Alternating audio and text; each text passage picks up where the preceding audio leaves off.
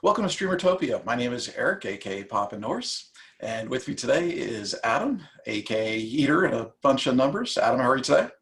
Good, how are you? I'm hanging in there. Who's joining us today? So today we have Bish753 out of London. Currently he is streaming Microsoft Flight Simulator, has a great following. So we did this interview just to learn a little bit more about him and some of the things he likes, some of his history of gaming, bunch of different things. So it was a great interview to do. We had a lot of fun. So I think everybody will enjoy it. All right, fantastic. Let's get this thing rolling. Cool. I mean, the first thing we definitely, and you know, what's the first thing we want to know is how'd you get your gaming name? Bish, the numbers, everything. So many people ask me, like, because they think it's got something to do with the other word, right? The bad word. But it actually has nothing to do with that at all. Like, Bish is actually short for bishop, which is what my friends call me. So like growing up, like I've got this like real tight like group of friends that we've like just we've gone through it all together, man. Like we've literally grown all together like since like I've known someone like since age 5, right? And you know, we've just kind of grown up together, and we've kind of got these like nicknames for each other. And mine just happened to be like Bishop. The reason why the way that came about was, I'm not sure if you guys know about the Archbishop of Canterbury, right? There's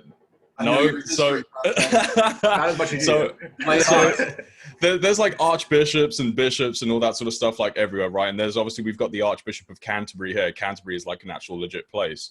But I'm the Archbishop of Banterbury because I'm the clown of the group. I'm always the one that does like all the stupid stuff, like whenever we go out, whenever we get drunk, and you know, there's Bish just like in the corner, just passed out somewhere, or I'd go to like a group of girls to try and, you know what I mean? Like I'd be the clown of the group. And then over the years, it's just kind of like got shorter and shorter. Instead of being Bishop, it just became Bish.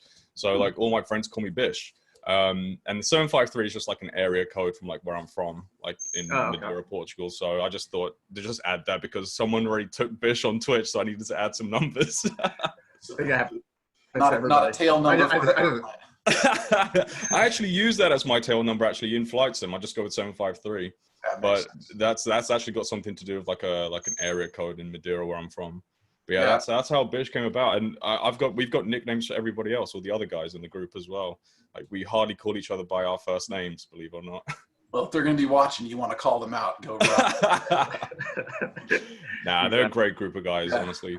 Like super blessed to know these guys, obviously.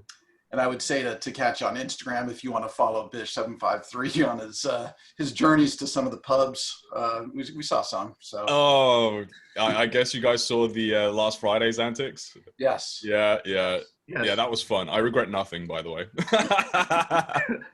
So, that was a lot of fun. Tell us about, you know, why did you start streaming? Maybe what you were streaming at the time, and a little bit about, you know, what your favorite parts are to stream. Yeah, well, streaming was kind of like a bit of a dream, like early on, like because I'm a bit of a gamer. Even though I'm a flight sim, I love flight sim. I love everything like aviation. I'm fascinated with it. I've been fascinated with it since I was a kid. Like I've always been a bit of a gamer, console leading up to PC.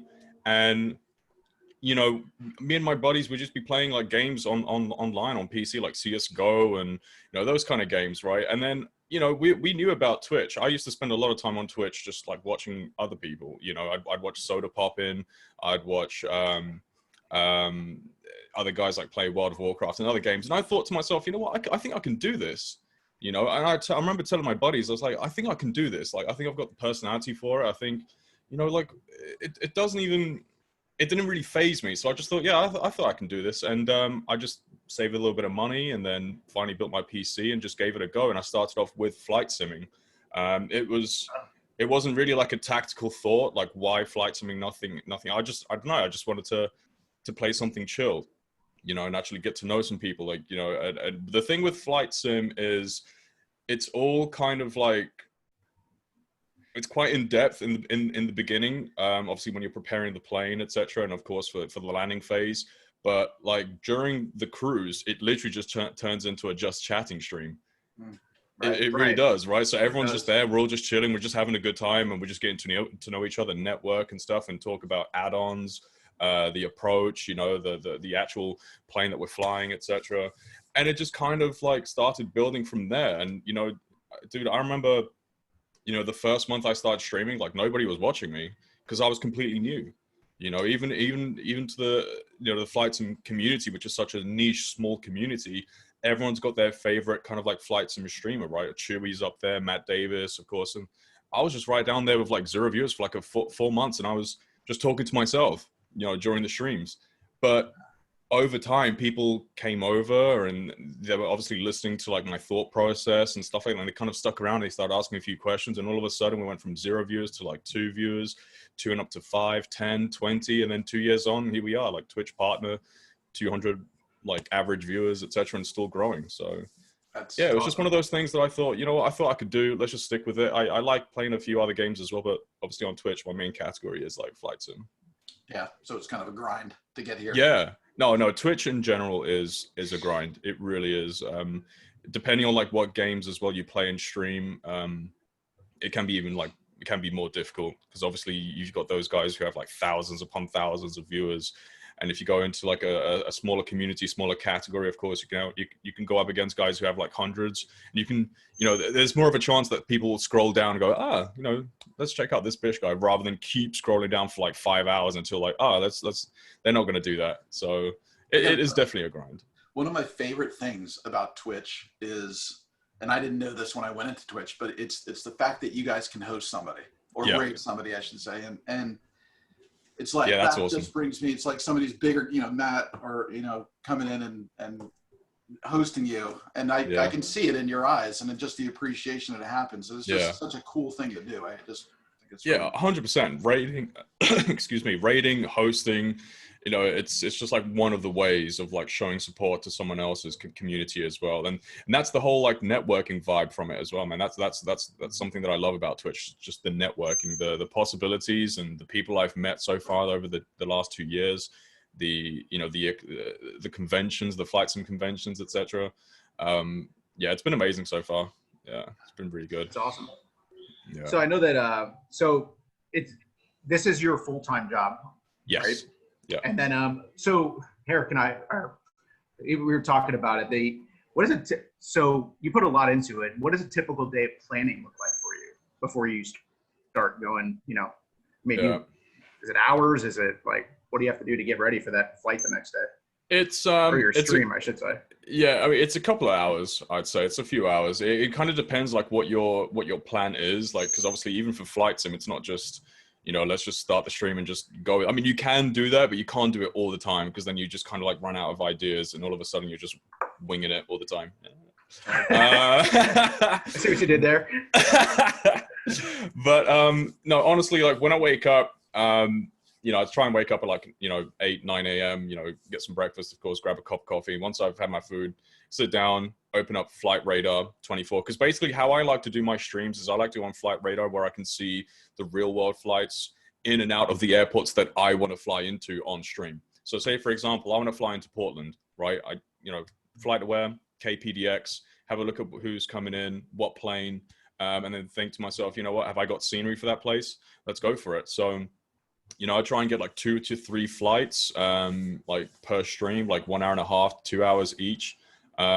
Sometimes we don't get time for the third flight, but we try and obviously do what we can. But yeah, you know, it's like a good like 2 hours, I'd say 2 to 3 hours of like planning, you know, going on sim brief as well. You have to copy and paste the flight plan over to Stream Elements so the chat can obviously type in the, you know, the exclamation mark FPL command so they don't have to like always ask for the the flight plan, they can just type that in and get that in the chat, and they can just join us. You should have said, man, it's like, I got charts, I got big charts I got to pull out. Right. You know, start looking at heights of. Gotta catch up with 2020, or come on now, come on. This was your opportunity, man. But yeah, like I put 6 days into one flight. Yeah. But yeah, I mean, there's sim brief, there's charts, there's like when it was X-Plane as well. Oh my gosh, that was, you know, I then have to like spend like a good like hour or so like looking at scenery, you know, possibly looking at orthopedic, you know, ortho. You know, there was more. I would say MFS has kind of like taken a bit of that time away, because the scenery and everything is mostly there. Like even the 37,000 default airport still looks somewhat good, but on X-Plane, like those default airports were just like big yikes. So yeah, we had to like download some scenery for that, prepare for the stream. So I'd say a good like 2 to 3 hours in terms of like prep. Yeah, and then let everyone know, of course, on Discord. Yeah. So tell me about, you know, like the mental, the physical of this. You know, I know that some streamers are there for 8, you know, I've seen some 24-hour streams and things like that. And oh yeah, we've done that a couple of times. Yeah. Long hauls. Yeah. You know, what's your prep? I know you look like a, you know, LA Fitness rep, but you don't just. I wouldn't say that. Lockdown's been quite harsh, I'll be honest with you. Like, I mean, I was hitting the gym quite nicely until like obviously lockdown began. But yeah, stacked a few pounds on. But yeah, it is what it is. You know, preparing for that winter, that's what it is. We're all in the same boat. Don't worry. Yeah. Baby fat. It's all a bit of baby fat. I'm still coming in.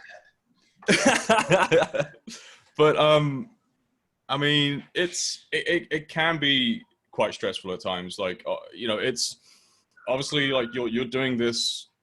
You know, in my situation, I'm doing this full time. So it's one of those like conversations that I've even had with you know, my community. Like people are saying, but Bish, you know, don't think of it as a job. Like think of it as like a hobby sort of thing. But I'm like, yeah, that's all well and dandy, but at the end of the day, like if I don't take it somewhat seriously, then how am I going to pay my bills? How am I going to pay my rent? How am I going to put some food on the table? I can't treat it just as a hobby, even though it kind of is. I need to kind of like take it up a level or two.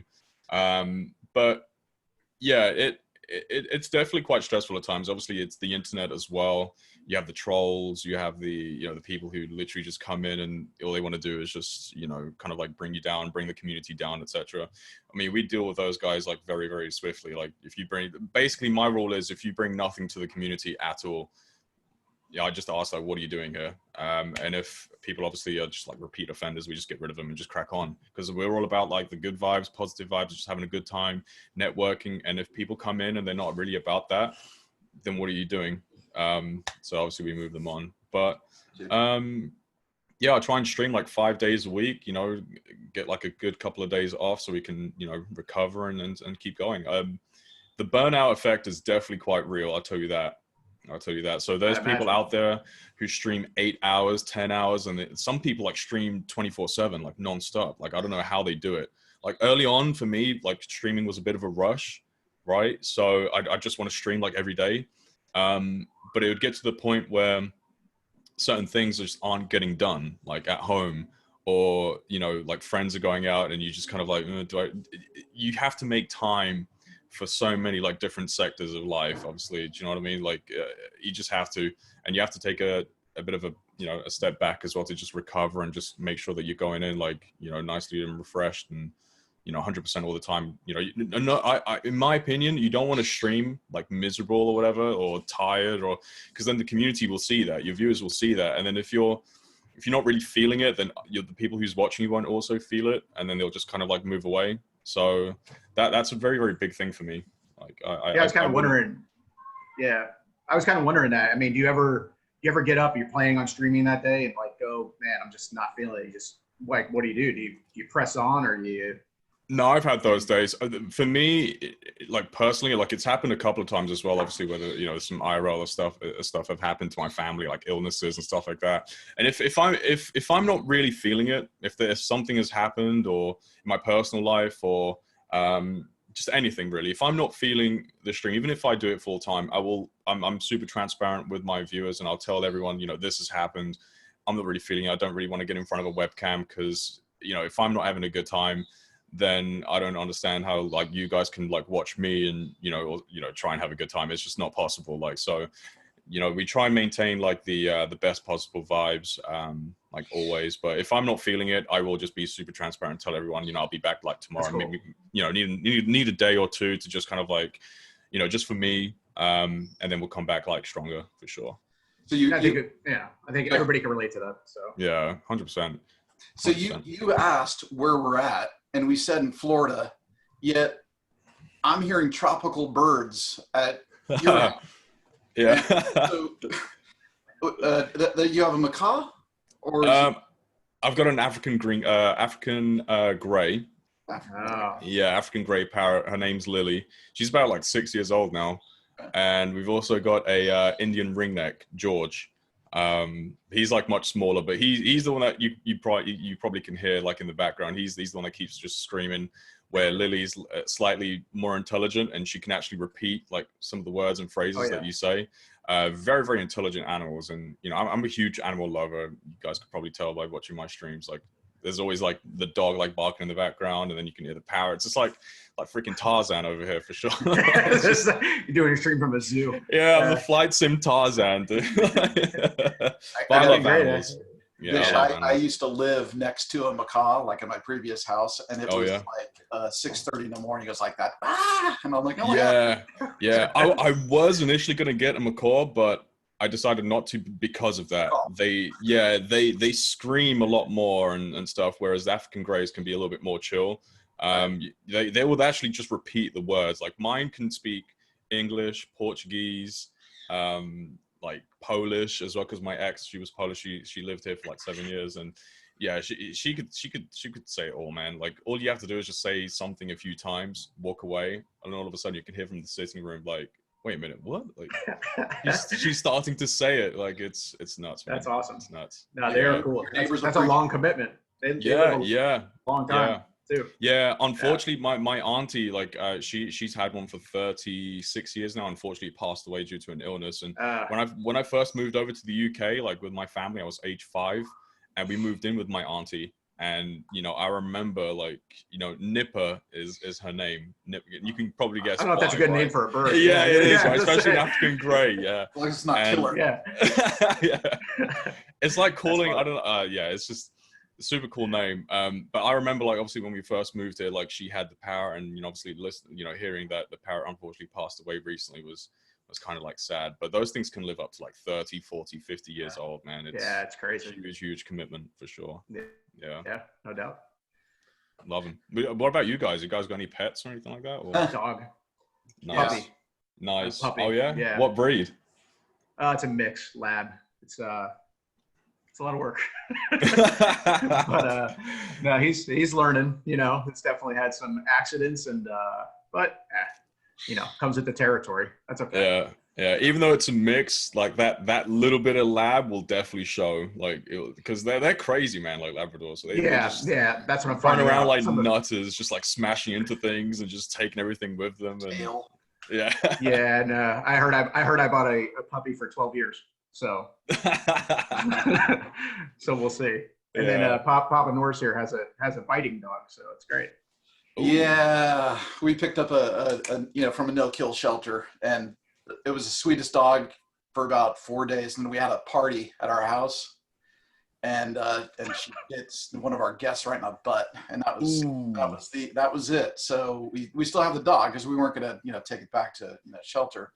So, but we've had her for about 5 years now. She's sweet with us. She's just very territorial, but we learned to deal with it. Actually, now that I think about it, Adam was the second victim. That's when we really were like, My Nelly is exactly the same, like, because she's like a typical Chihuahua, man. Like, she'll pick that one person, and that's it. That's my owner. Like everybody else, like, get away. Like if I'm like in my room here, like just asleep, and like a family member comes in and wants to actually come into this room, like she will actually like guard the door entrance.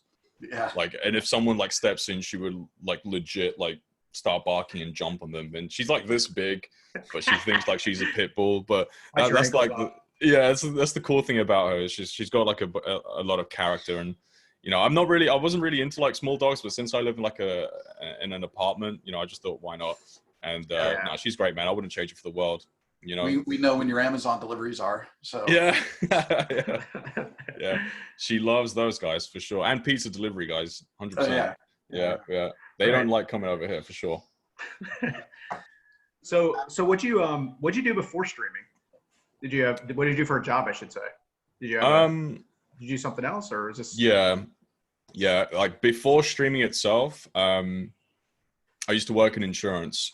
I worked in insurance for 7 years, and but basically, like when I finished school at like 18, I didn't go to like university. Like here in the UK, it's like slightly different.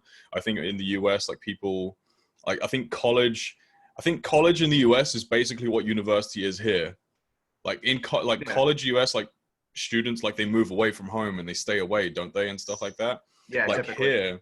Here it's slightly different. You can just go to college and then just come back home and, you know, just crack on sort of thing. University is pretty much what college is in the US. But I didn't really know what I wanted to do.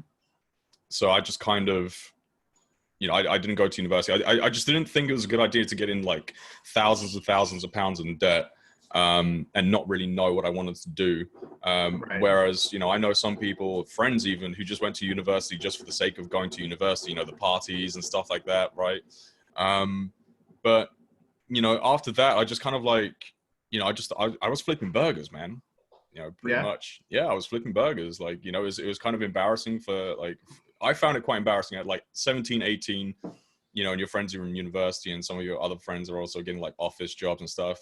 And then you're flipping burgers. It's kind of embarrassing, right? But at the same time, you know, I was getting cash in hand and helping, you know, my single mom with like rent and bills and stuff like that. And, you know, I was becoming the man of the house at the time, which needed to be done. So yeah, I just kind of like grinded from, you know, like, you know, flipping burgers and working to, you know, customer service kind of jobs, you know, bar, restaurant kind of jobs.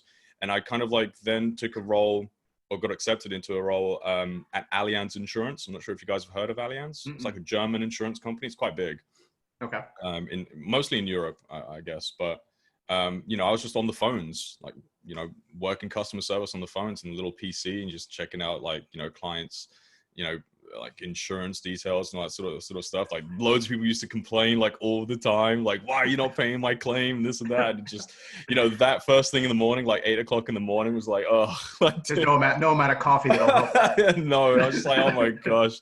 No, you've come in, like you've had a great morning, like you're in a good mood in the first course. Like, why haven't you played my, it's just like, oh geez. Yeah. But yeah, I just grinded from there. And, you know, the last role I had, I was a territory manager for the same company. You know, I managed territory here in London. I had my, you know, the company car and all that, you know, the company laptop, the phone. It was, for some people, it would have been like a bit of a dream, you know, but at the end of the day, it just wasn't really for me anymore. I hated it. And I really wanted to pursue the whole streaming thing. And here we are. Took a massive pay cut, obviously. But you took the risk. Yeah, I took the risk and I'm very happy like with it. I wouldn't be talking to you guys if I didn't. Yeah, that's awesome. Simple as that. That's very cool. Yeah. So I want to talk about your hat. Yeah. What this is Adam and I were talking the other day. It's probably some logo that we should recognize, but you know, it's Volcom, man. How do you guys not know Volcom? Come on, seriously. You know Vans? You know Vans, right? Yes. I'm looking at Eric. You know like, Vans. Come on, man. Vans, like the Vans Warped Tour, and yeah, I mean, as soon as I asked that, like Eric's like, yes. Oh, that Vans. yeah. Like it's like these like my two favorite like brands, man. Like, cause I don't know, like I'm more of like a chill kind of like guy. Like I don't really wear like, you know, like out there stuff. Like I just wear like, you know, maybe some jeans, some chinos, whatever, some Vans shoes, a t-shirt, or like give me like a hoodie and I'm just out there. I only dress like nicely. What's wrong with that? If I'm going out to like, you know, like either like some kind of like fancy meal or like a night out with friends in like London or something like that. But other than that, I'm just like, you know, just simple clothing. And like Vans and Volcom is like my favorite like brand. Like, so yeah. Just for the record, you know, Adam and I had spoken about this for like 10 minutes. Here we go. You had just as much of an opportunity to know about Vans than I did. So just FYI. But so are we going to get a under the hat reveal? Because no, okay. I would love to. However, I've thought about this. I was like, wait, man, I've been streaming for 2 years, and there's like loads of people who've been watching me that have. You wouldn't believe how many people like I've been dying to know. So I'm gonna keep the secret. And it's not really a secret, but I'm just gonna keep it going. Maybe one day when we get to like 1,000 subs, who knows? Who knows? It's like this. Yeah. That's funny. So what's the So I think that I love this question. What's your 3 favorite games of all time? And in no particular order. I know it's me and Eric talk about this all the time. It's so hard to pick. I mean, I know. Oh, this is easy. Oh, easy. Well, excuse me. For me, easy. I'd have to take me about 45 minutes, but go for it. It's like, I'll get right back to you. She's like, oh man, this is like properly like stressing like 5 cups of coffee. Like, man, what's like number 3? I'd be sweating, but I have a hard time with that. Go ahead. My top 3 favorite games of all time, like in no particular order. Sure. Yeah. Red Dead Redemption 2 is up there. Oh.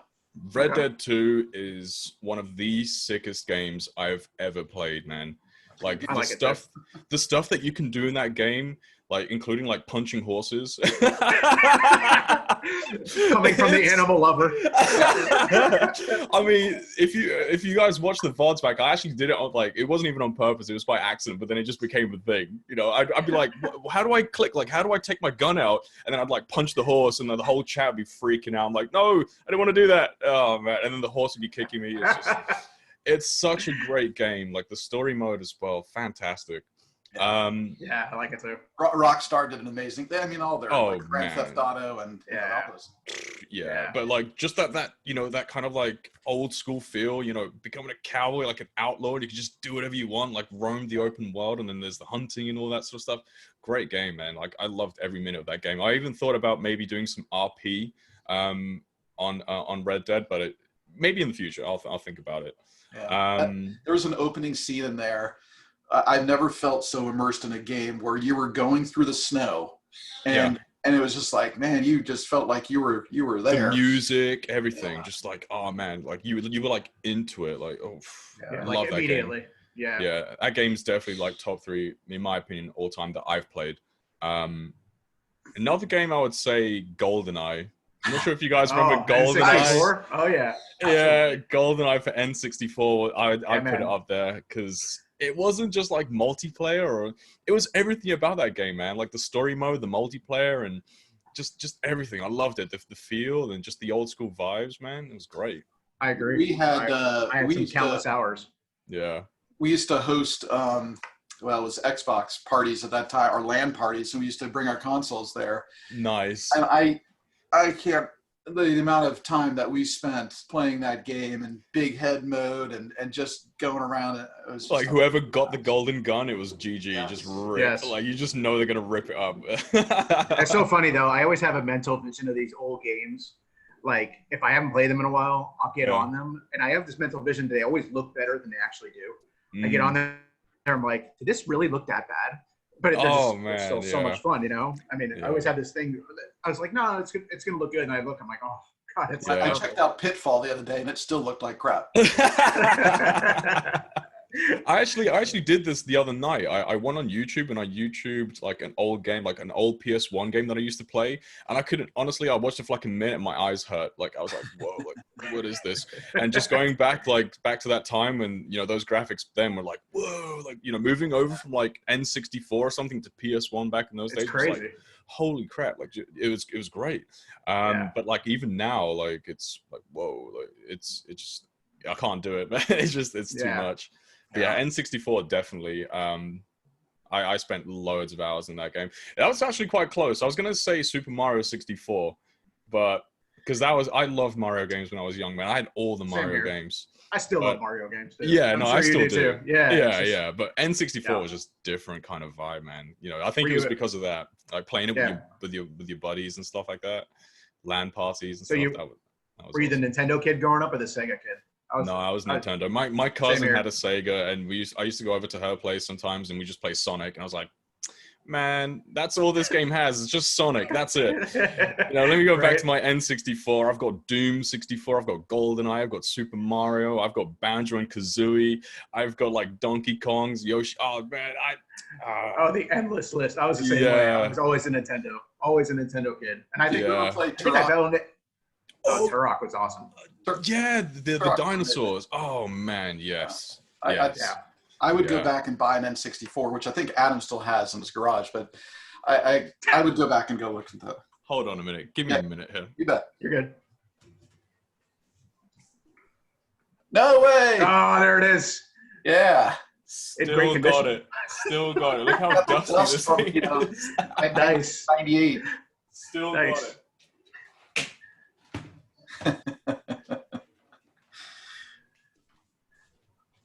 That's fantastic. I'm just gonna whack that up there again. That's really funny. I was going to my garage the other day, and I was looking for a joystick, and for my PC I had an old one, and then I opened up this bag and I found one of those in there. I found a Dreamcast, a Super Nintendo, and two GameCubes. I'm like, why do I have two GameCubes?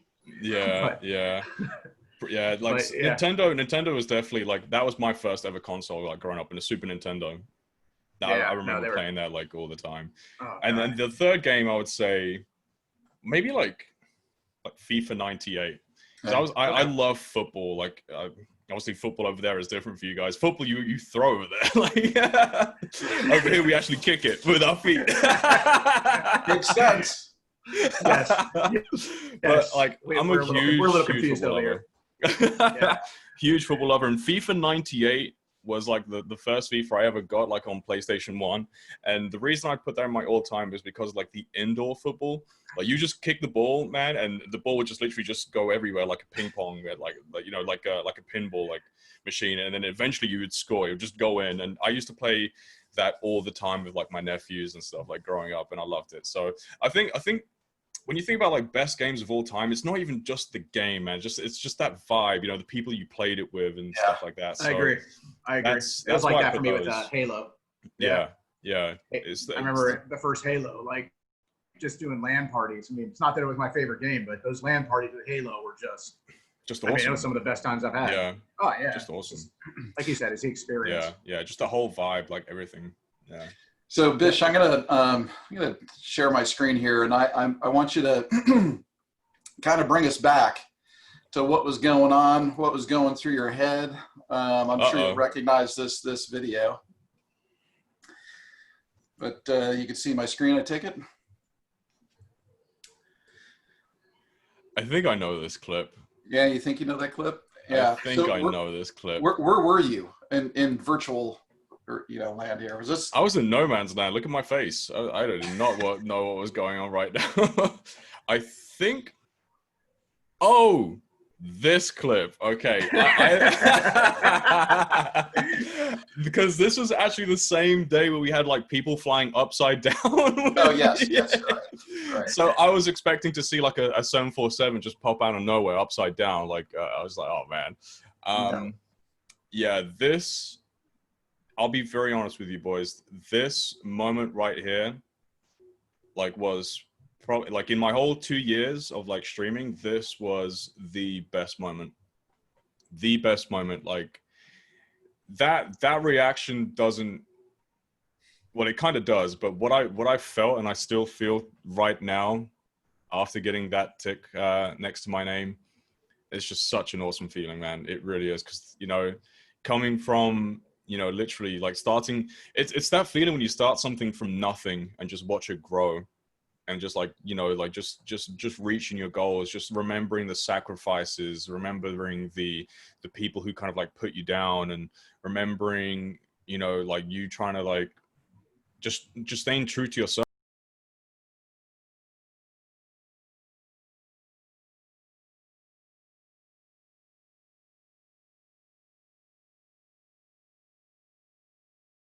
Far or too long ago, right? No. It's there was a lot of stuff like happening in my life, like personal life as well, and you know, it was really affecting my streaming. and like flight sim as well was becoming a little bit kind of like boring for me. I'm not gonna lie. Like this was before the release of MFS. Yeah. And you know, X-Plane for me, I love X-Plane, don't get me wrong, X-Plane's fantastic and stuff, but you know, things just got a little bit stale, you know. Yeah, it's sunk in now. We were doing bits. I mean, I don't think I even said anything. Like I just turned up the music and we were just having a good time with like the. Yeah, I don't think you had to though. Plan. And I mean, you know, it's really neat that there's some of these comments that were coming through. But I just remember sitting back and watching chat just explode. Yeah. And just the people that were in there, and you could tell. I think Chewy's wife came in. Is it Chewbacca? I want to say. Chewbacca, yeah. Yeah. I mean, it's like she wasn't watching you originally, so the word got out there like immediately. And I mean, you know, you call it awesome community with the flight simulator community, but man, you guys are super tight, and it's just good to see that. Yeah. Congratulations, man. It's really cool. No, thank you. Like I'm still like, I haven't stopped smiling like since that day. Honestly, it's just been an amazing achievement, because the thing is, like, you know, some people would think like, you know, it's partnership and, you know, here we go, sponsorship deals, maybe some more income from Twitch and stuff like that, maybe more income from elsewhere, whatever. You know, that is great. I mean, especially if you do this full time, that's good news, man. You know, like, again, like that helps you pay your bills, put some food on the table, and just keep going. Like maybe even improve your whole stream setup. That's definitely there. But for me, man, just, you know, becoming like part of the elite, because in my opinion, it is like, because the grind to become a Twitch partner is so incredibly difficult. Like just reaching that 700, that 75 average viewer like number is, especially in a small community like Flight Sim, so difficult, so difficult. And you know, there's over 3 million people streaming on Twitch, and only what 27,000 to 30,000 of those people are actually partnered. Wow. You know, only 1 to 2% are partnered. Everyone else is either an affiliate or non-partnered. So just reaching that, you know, becoming one of those people, man, is just fantastic. That's awesome. Just a great achievement. Great, dude. Congratulations. Seriously. Thank you. That's just amazing. It's really good. So yeah, I've been celebrating ever since. Like my liver's not doing very well though, but hanging in there. It's hanging in there. Nothing wrong with that. It's the only organ that will recover and regrow it. Right? Yeah, exactly. Like it'll just regrow. Like it'll be fine. Like exactly. Right now, it's like all shriveled up, and it's just like give me a break. Use your other one. You use your other one. But no, it's been awesome, man. It's been awesome. So good. Like and to celebrate it on stream, especially with like that was the other thing. Just it happened on stream. That's kind of I'm not going to say maybe a rare, but not frequent. You know, I don't think it happens very much. I don't think it happens very much. Like even like some of the other guys who I'm very close with, like in the Flight Sim community, like, you know, when they got partnered, I mean, we're talking Kenko, London Controller, you know, I think those guys just got like an email, you know, whilst they were offline, and then they kind of like told their community, right? But for us, like, dude, we were just, you know, one moment we saw like an upside down 747, and then I was about to change the stream title to like, you know, to you know, for our next destination, and I see that little notification. I'm like, what's this? I honestly thought it was one of my subs that had run out. I was like, who do I need to resub to? And then I saw the congratulations and I just freaked out. I just froze. Yeah, to celebrate that with the guys was so awesome. I couldn't have asked for anything like better. Like honestly, that was so good.